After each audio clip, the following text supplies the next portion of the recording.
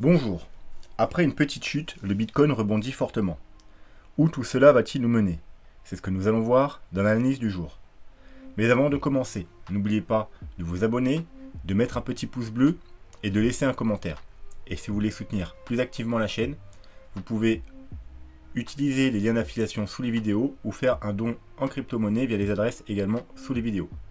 Et sinon, plus simplement, vous pouvez aussi cliquer sur le petit merci là et faire un don directement de 2, 5, 10 ou 50 euros.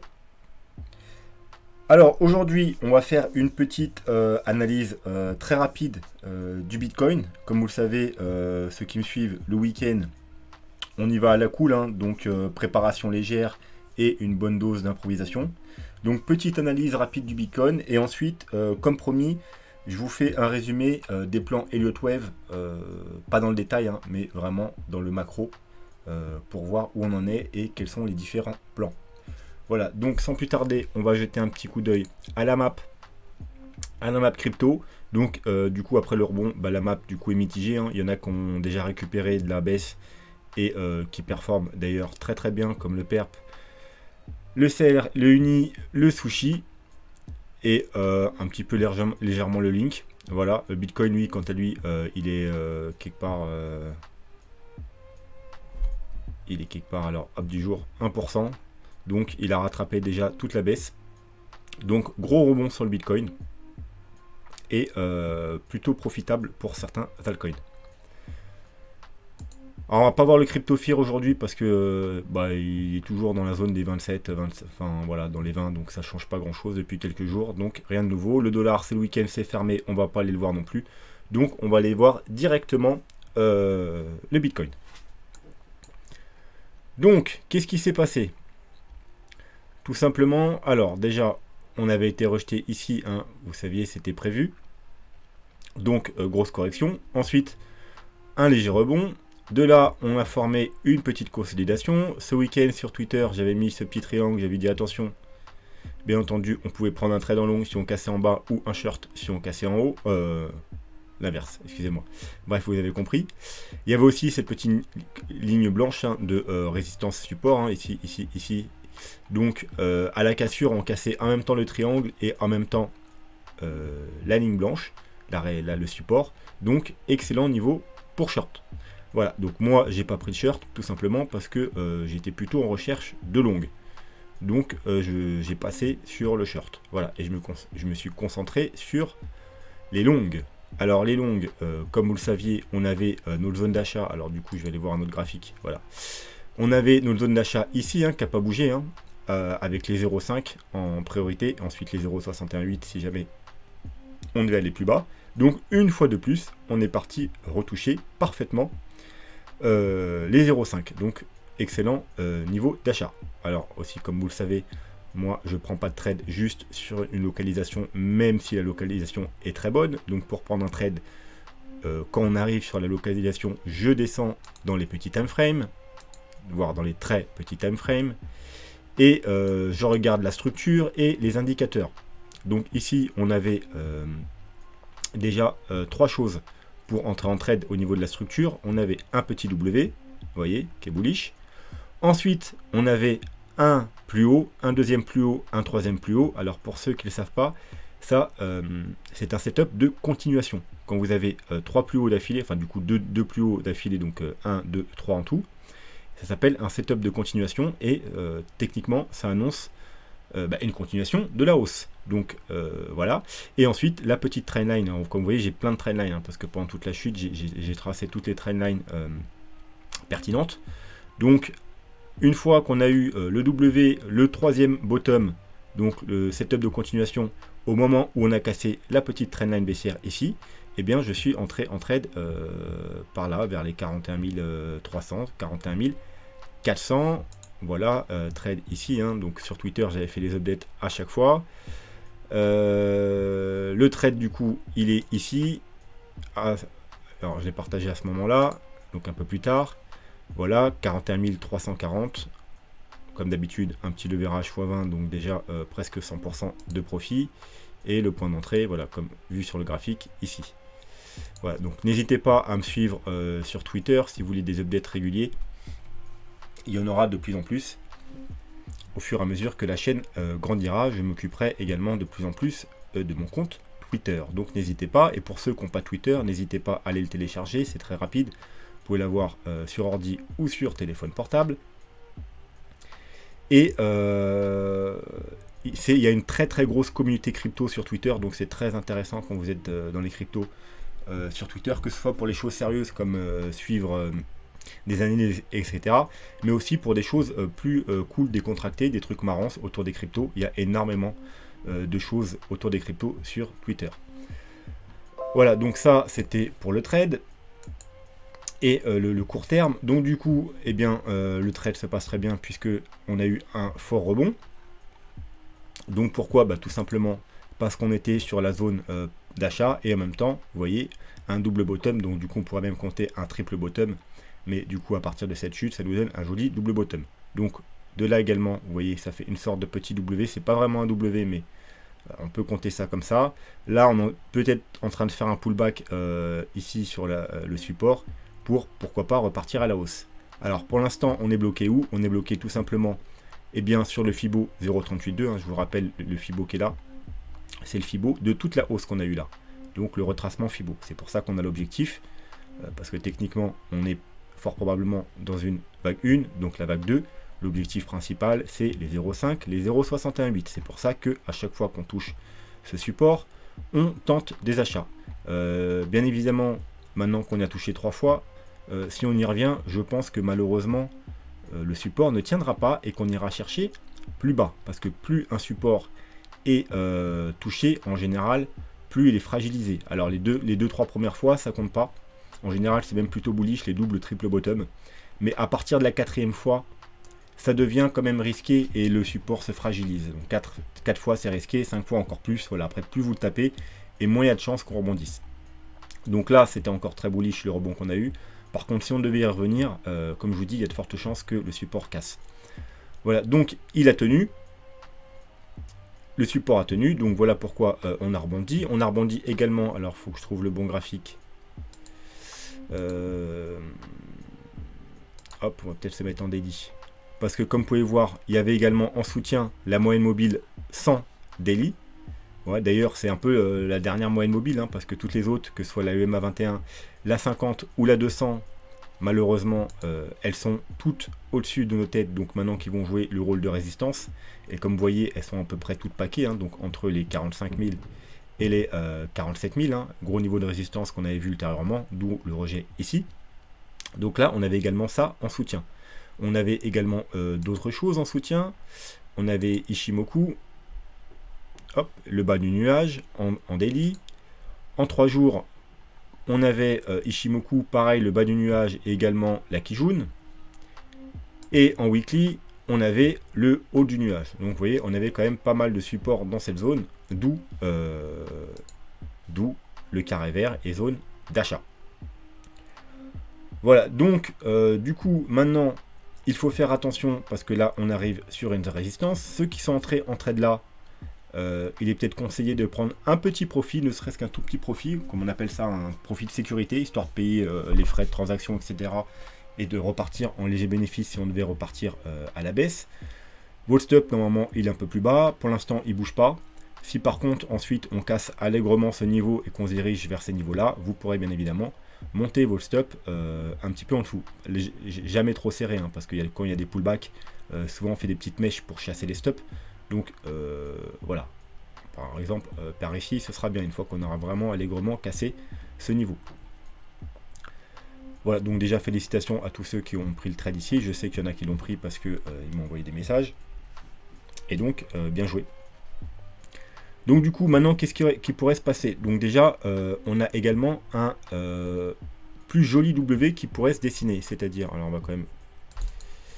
on va le faire manuellement. Oui, comme ceci.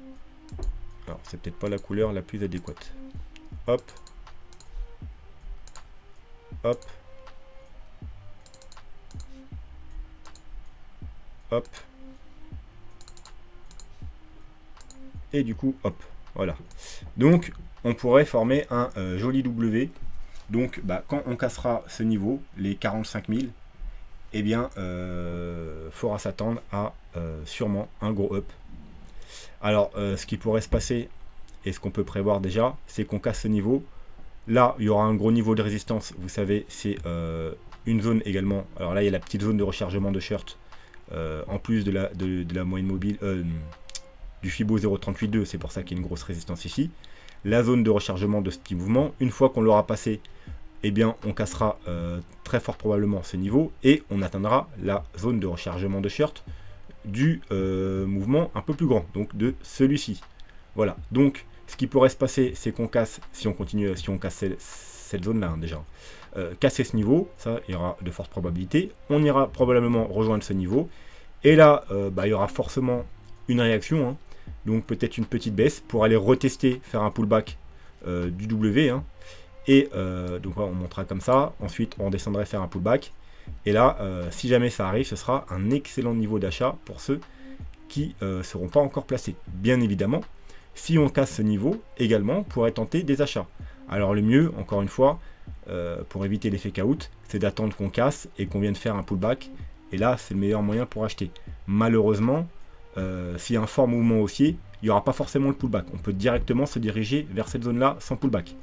Donc c'est pour ça que je vous dis, si vous ratez l'entrée ici, ensuite il faudra attendre cette zone-là, une correction, parce qu'il y aura forcément une correction dans cette zone-là, et un pullback, pourquoi pas, sur la zone ici, hein, qui est également 45 000, un gros niveau de support et de résistance, et pour tenter des achats. Bon, sinon, niveau RSI, hop, est-ce qu'on a quelque chose en daily? On a toujours, alors bon, elle n'est pas très nette, hein, mais une sorte de petite trendline comme ça, baissière. Mais on a surtout la plus importante, celle-là. Hop. Donc je vais enlever celle-là. Voilà, c'est celle-là qu'il faudra casser, hein, vous voyez, parce que support, support, support, on l'a cassé. Résistance, d'où le rejet qu'il y a ici, on l'avait vu déjà dans les précédentes vidéos. Donc voilà, encore une fois, quand on va monter ici, eh bien, il faudra s'attendre, probablement dans cette zone-là justement, à une résistance également sur RSI. Donc pour confirmer la cassure ici, il faudra également confirmer sur le RSI. Voilà, c'est tout ce qu'on va dire sur le Bitcoin à court terme. Alors on va aller voir le weekly parce que n'oubliez pas que quand même ce soir il y a une clôture importante. Alors comme vous pouvez voir en weekly également, on avait la zone d'achat qui était la moyenne mobile 50 en weekly. Hein. Donc vous voyez, très gros niveau d'achat ici, hein. C'est pour ça qu'il y a de la forte réaction à chaque fois qu'on y retourne et qu'on ne le casse pas aussi facilement, parce que c'est quand même une moyenne puissante vu que c'est la moyenne mobile en weekly. Bref, ce qui nous intéresse, c'est pas la moyenne mobile 50, même si elle a joué son rôle, ni la moyenne mobile 100, et ni la moyenne mobile 200, c'est la moyenne mobile EMA 21 weekly.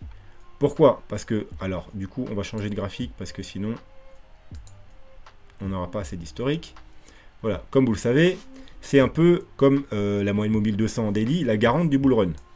Alors, pour ceux qui n'ont jamais vu, vous voyez, bull run, hop, hop, pullback, pullback, pullback, pullback, voilà, et ça monte. Une fois qu'on la casse, eh bien, elle joue le rôle de résistance. Vous voyez, là, on repasse légèrement au-dessus, mais ensuite, on la casse et on va voir beaucoup plus bas. Ensuite, bull run d'après, elle tient, elle tient, elle tient, elle tient, elle tient, on la casse, petit fake out, hop, ensuite c'est fini, elle joue le rôle de résistance et on va voir beaucoup plus bas. Pareil, mini bull run, on la casse, mini fake out et ensuite c'est la merde. Voilà, et ben là c'est exactement la même chose, on est dans la même situation, c'est-à-dire on tient, on tient, on tient, on tient, on la casse,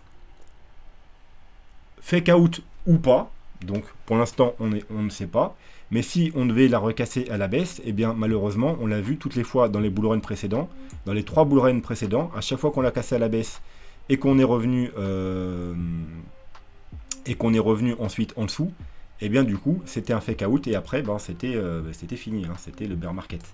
Donc voilà, donc théoriquement selon les statistiques, si on devait repasser en dessous, et bien là ça aurait été comme les fois précédentes un fake out avant d'aller voir beaucoup plus bas. Alors par contre ne commencez pas à paniquer. Alors, la moyenne mobile EMA 21 weekly, elle est environ à 43 500.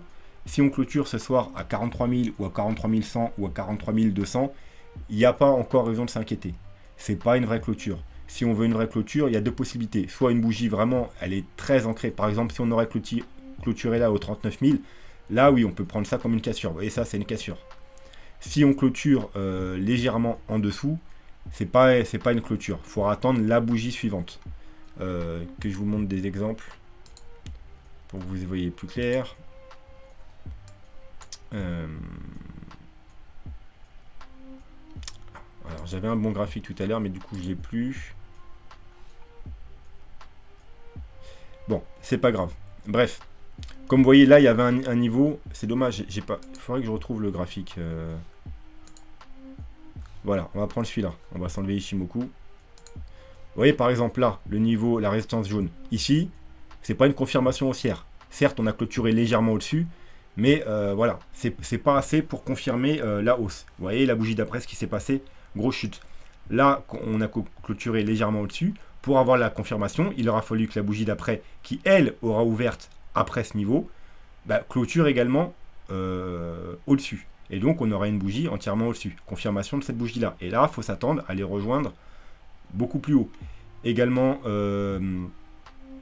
ici également, on avait le gros niveau à pas casser au 32 000, rappelez-vous, en weekly. On a clôturé légèrement en dessous. Et je vous avais dit à l'époque, c'est pas trop grave. On a clôturé légèrement en dessous. Il faudra attendre la bougie d'après, la confirmation. La bougie d'après, elle a fait quoi? Elle nous a fait une mèche, mais au final, elle a fini la clôture ici. Donc, tout le monde a paniqué ici. Nous, on a acheté. Voilà. Donc, attendez bien les confirmations. Une légère, que ce soit à la hausse ou à la baisse. Donc, une légère clôture.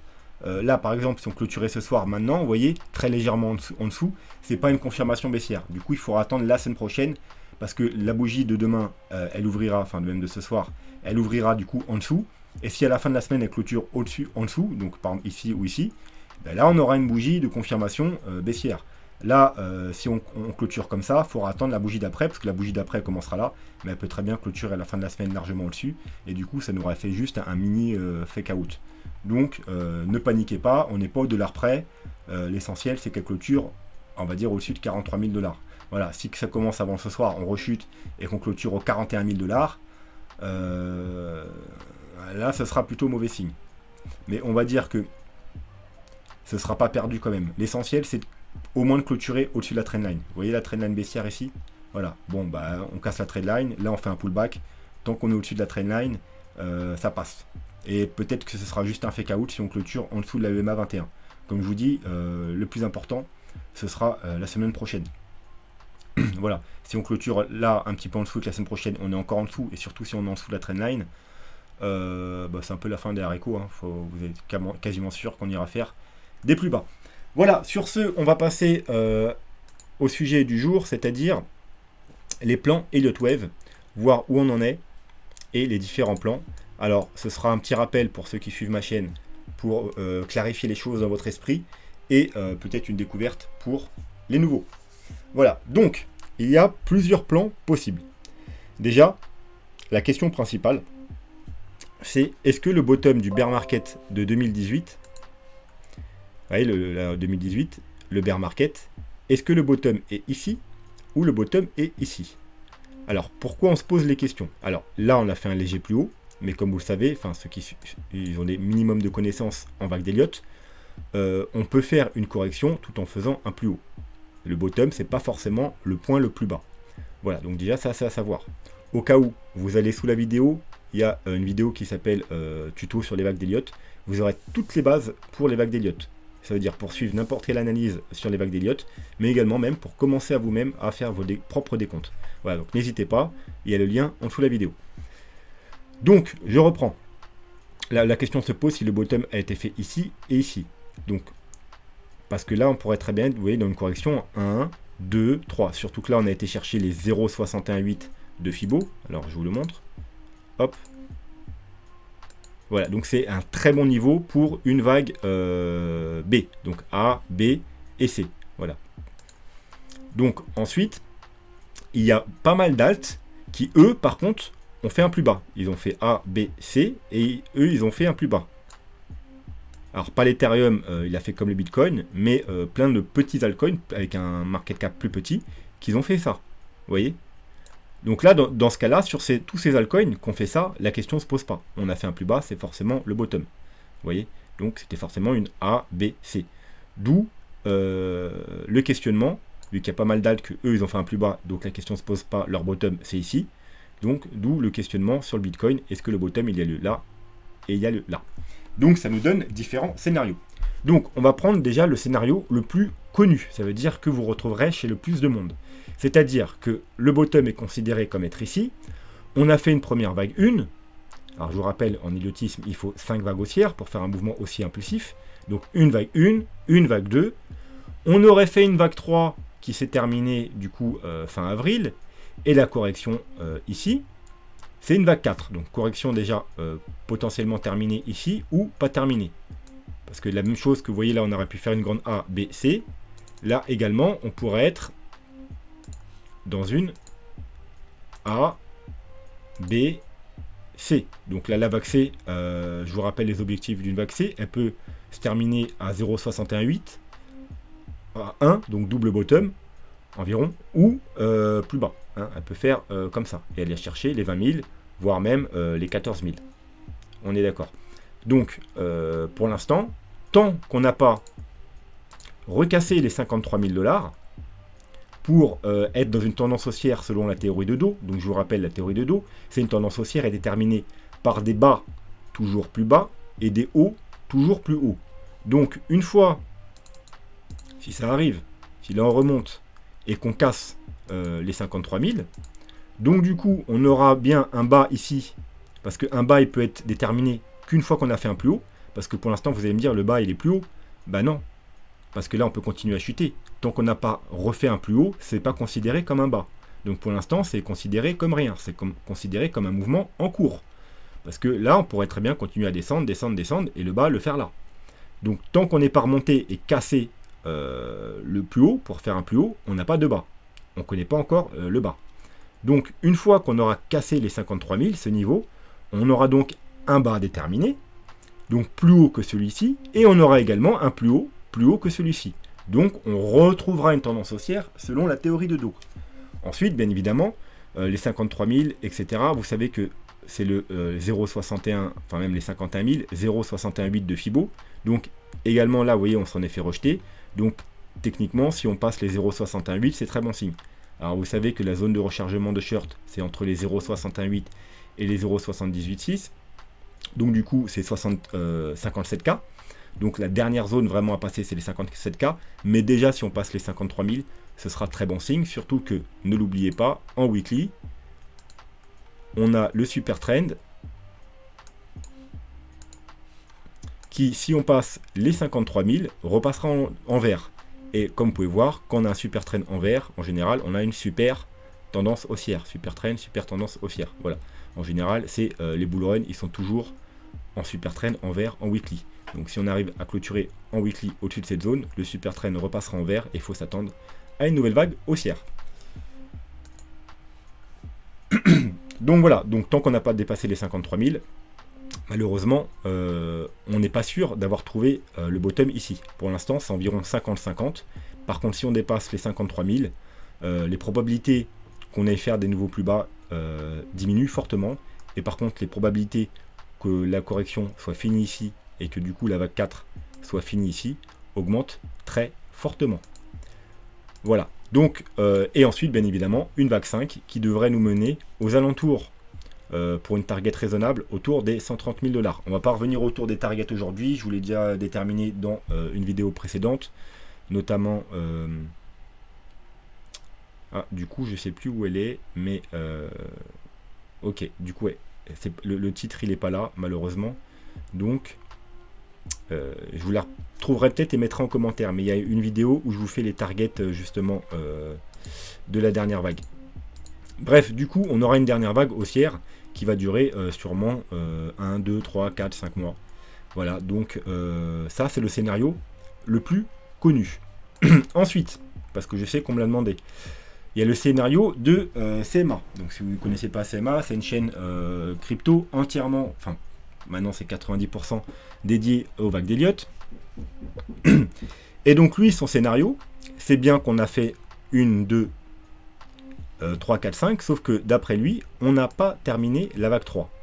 Et qu'on est seulement dans... Alors je vais l'afficher, après j'enlèverai. Une vague 1, une vague 2, une vague 3, une vague 4, une vague 5. On va se la mettre en rose. Voilà, alors, vous savez quoi? Je vais enlever celle-là, on la remettra après. Voilà. Donc pour lui, en fait, la 4 qui est ici, c'est juste une sous-vague de la grande vague 3. Donc, dans son scénario, on a bien une vague 5 qui va venir, mais ce sera seulement le haut là, la vague 3. Et du coup, on aura encore une vague 4 et une vague 5. Bon, alors, je tiens à vous dire que pour moi, c'est le scénario le moins probable. Voilà, c'est celui que je favorise le moins.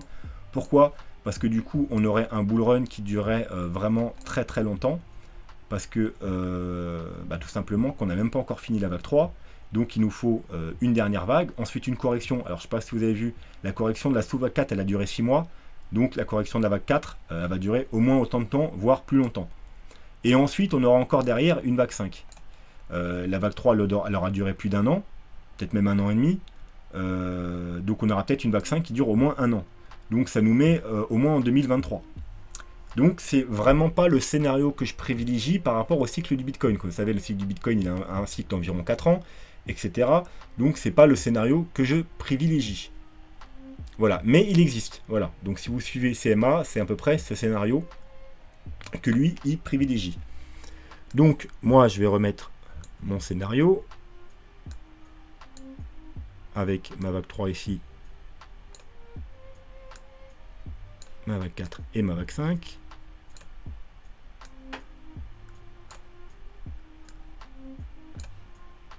Donc ça, c'était les scénarios avec un bottom ici. Voilà, maintenant, il y a le deuxième scénario. Enfin, le deuxième gros scénario, c'est-à-dire bottom ici. Donc là encore, il y a deux possibilités. Il y a le scénario avec un peu le même décompte que CMA, ça veut dire 1, 2, 3, on serait dans une vague 3. Et du coup, 4, et il nous reste une vague 5. Celui-là, on va pas s'en occuper. Pourquoi? Parce que ça revient à peu près même chose qu'ici, il nous reste une vague. Vous voyez? Donc, c'est pas la même vague, mais globalement, il nous reste une vague. Les targets sont légèrement différentes, mais globalement, le scénario, c'est le même. Alors, je vais bien vous le mettre. Hein. Voilà, ce serait ce scénario-là. Donc, on a bien fait un bottom ici. 1, 2, 3, 4, et il nous reste une vague. Donc, vous voyez, au final, c'est pas les mêmes vagues, mais ça change pas grand-chose. Il nous reste une vague. Les targets seront approximativement les mêmes. Donc celui-là, eh bien, on va pas en tenir compte, ça sert à rien de se alourdir en scénario, alors qu'au final, c'est globalement la même chose que si on a 1, 2, 3, 4, 5, il nous reste une vague haussière. Donc c'est pas celui-là qu'on va voir. Celui qu'on va voir, c'est tout simplement, voilà, vous voyez. Alors je vous remets quand même l'autre pour vous montrer la différence. Hop, 1, 2, 3, 4, 5, et c'était en blanc. Voilà, donc 1, 2, 3, 4, 5. Et là, on avait nos sous-vagues 1, 2, 3, 4, 5. Eh bien, si on ne prend pas le bottom là, mais le bottom là, eh bien, on enlève ça. Et il nous reste quoi? 1, 2, 3, 4, 5. Et du coup, ça donne quoi? Eh bien, ça nous donne deux possibilités. Soit 1, 2, 3, 4, 5. Eh bien, c'est tout simplement la première vague.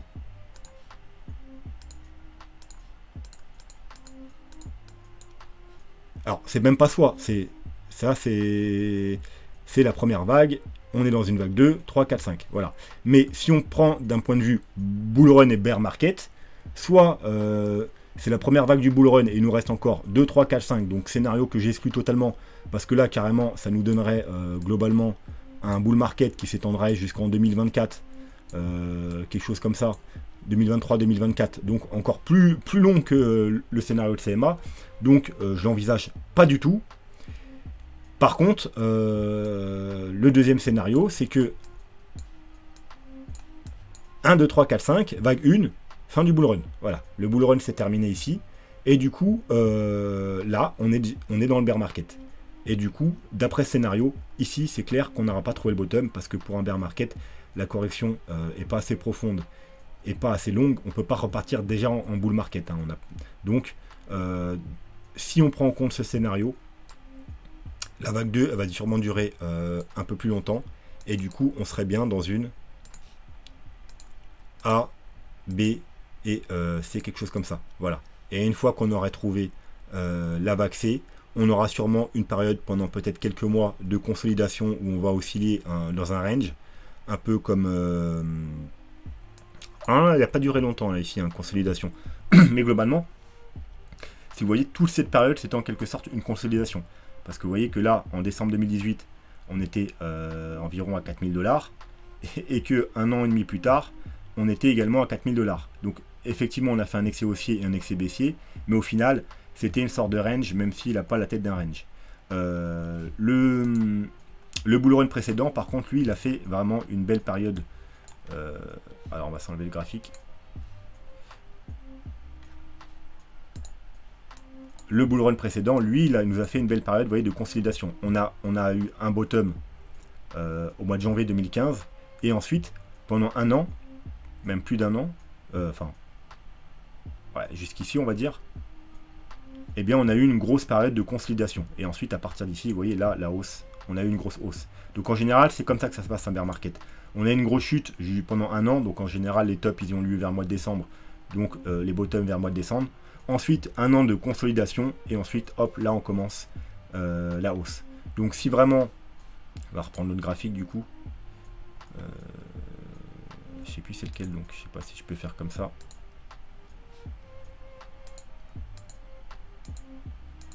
Ouais, non, je vais pas y arriver comme ça.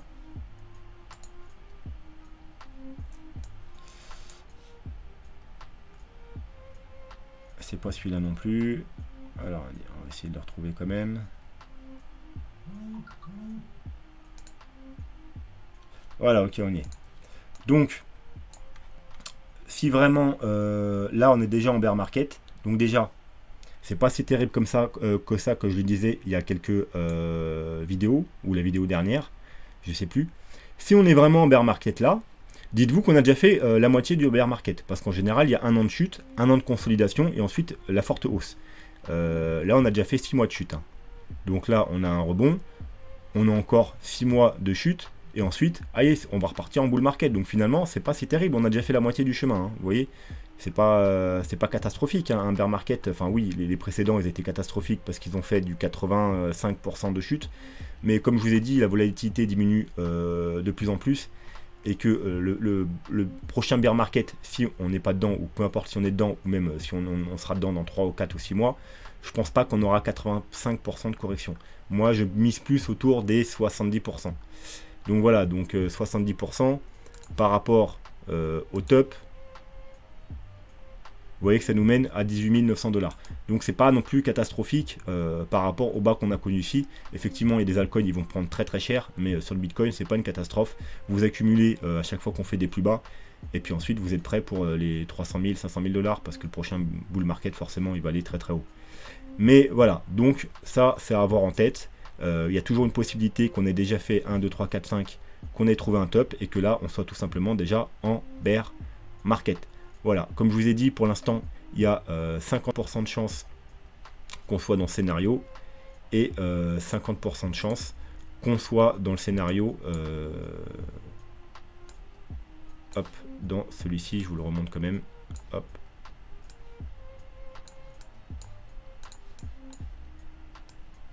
Dans le scénario, celui-ci, et que du coup, il nous reste une dernière vague haussière qui finirait probablement en fin d'année ou un peu plus tard, hein. Parce que comme je vous l'ai déjà dit, si tout le monde attend la fin du bull run au mois de novembre-décembre, il y a très peu de chances qu'il ait lieu en novembre-décembre. Tout le monde ne va pas prendre ses profits en même temps, tout le monde ne va pas ressortir gagnant. C'est pas la fête, les marchés financiers, ça se passe pas comme ça.